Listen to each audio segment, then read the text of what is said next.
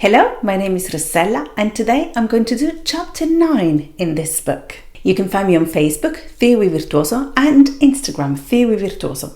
You can also visit my website, theoryvirtuoso.com. The link is in the description below, where you can see all the videos that I publish. There are music theory videos, sample exam papers, tutorials on discovering music theory or grades, piano tutorials, and quizzes to test your knowledge too. Thank you for watching. Bye! Chapter 9 is about observing a number of music pieces and answer the questions relating to it. The first question asks us to tick the statement, the only correct statement that we have, after comparing the 3 bars that we see with bar 1. Which one sounds the same? Which one is exactly the same? So let's have a look. In bar 1 we have Mi flat, Fa and Sol, and this is exactly the same. This one is exactly the same, but even better because it includes the dynamic that we don't have here. The dynamic symbol is missing here, so that's one difference. And then in this one here, there is this slur here, there is missing, so the articulation is missing. So let's see. A is an exact copy, not really. B is an exact copy, I think so. C is an exact copy, no, because there is this articulation mark there is missing. They are all different from the original. I think this is incorrect because the exact copy is this, so B.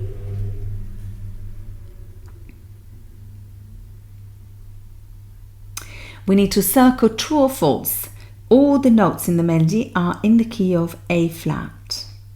And this is true because we don't have any sharps or flats or surprises. It's just purely as it is in the key signature. We need to complete the 3 sentences by ticking one of the boxes.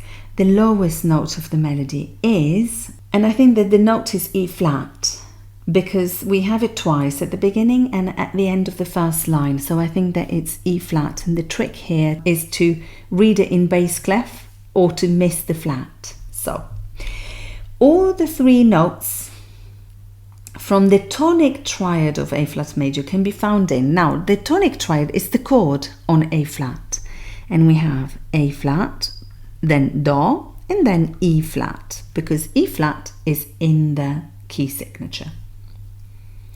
Where do we have these notes? In bar 2, and these are the answer. Bar 2, excellent.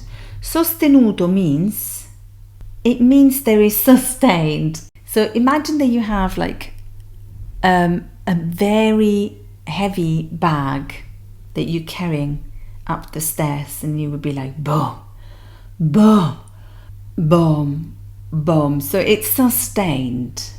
Okay, they are similar, but let's have a look at the final effect that we have in music.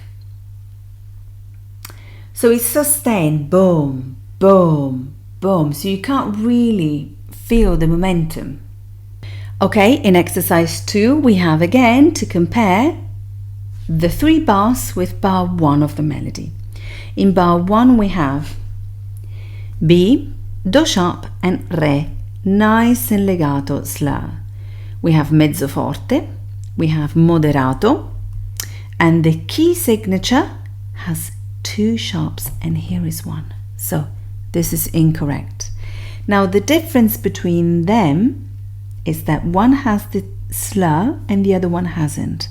And the one correct is this one. So let's have a look. Oh, sorry.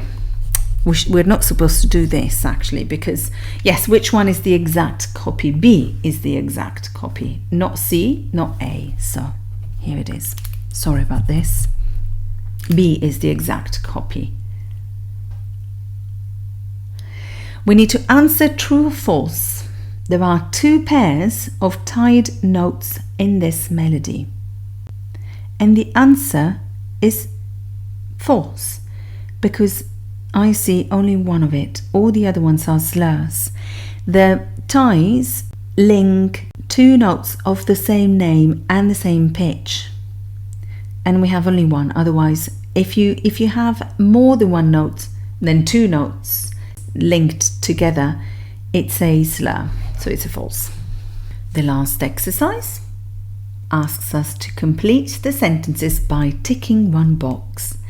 All the notes in the melody are in the key of, well, they could be in D major or B minor, because the key signature is either D major or B minor, but there is one note that tells us that we are in B minor, and it is A sharp, because it's the leading note.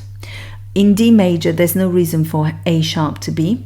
So, and then also the piece starts with B and then ends on F sharp, which means that it's the dominant, so it's in B minor. So again, so the key is B minor, but mainly for the presence of A sharp. Bar 4 has the same rhythm as bar 6. Here it is.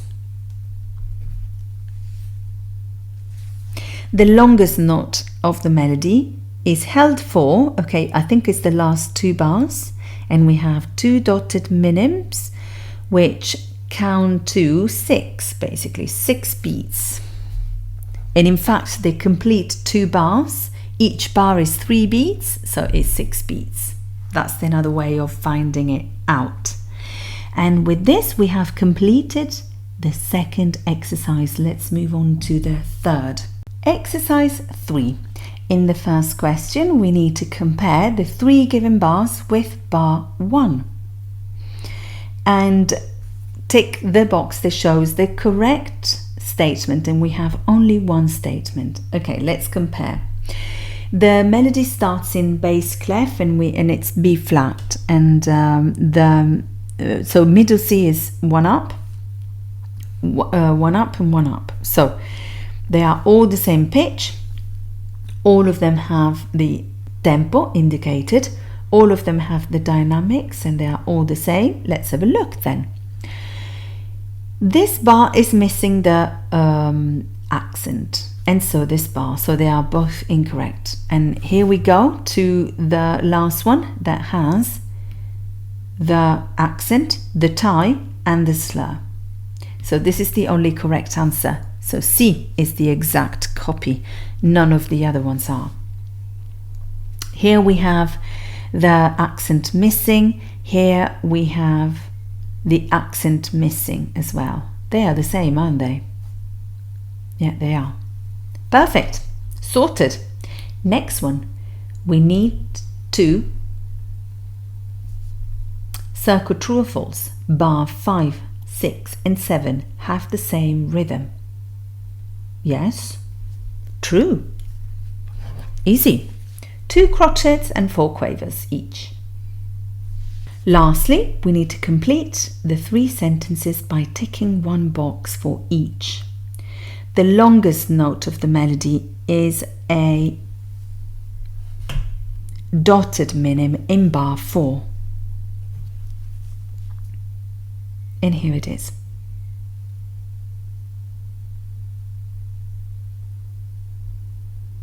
The loudest note of the melody is fortissimo in bar 3. There you go. And then we have pianissimo, piano.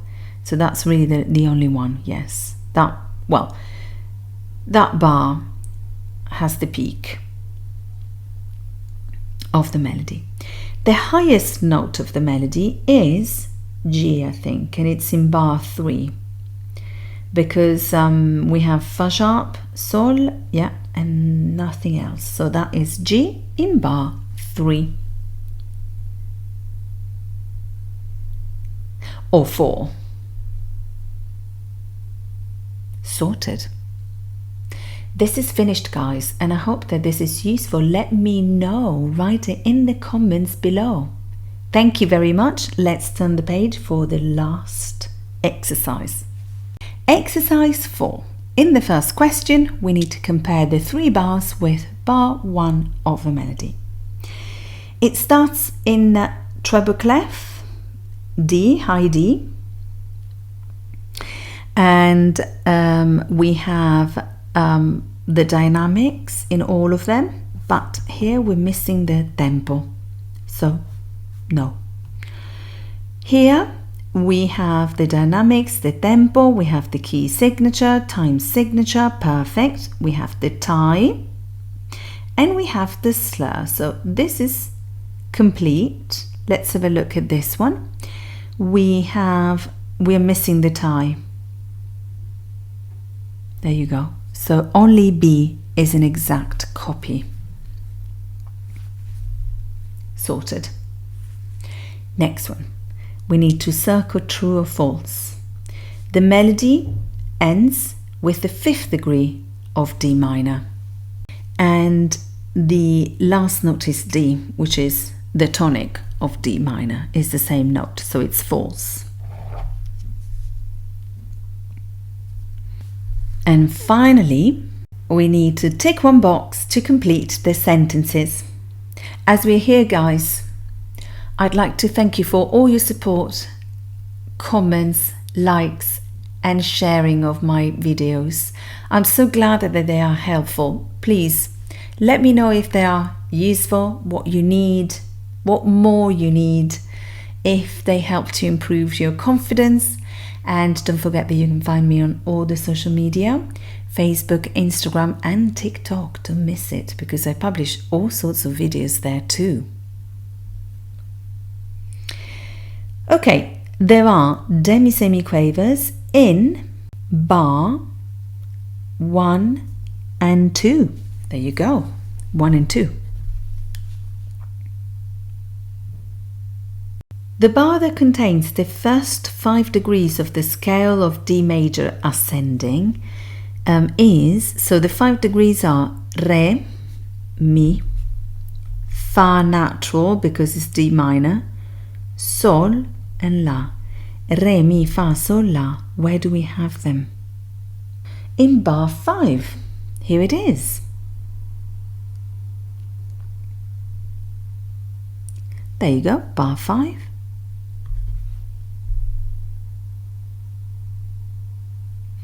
A dotted quaver can be found in bar 5 again, and here it is.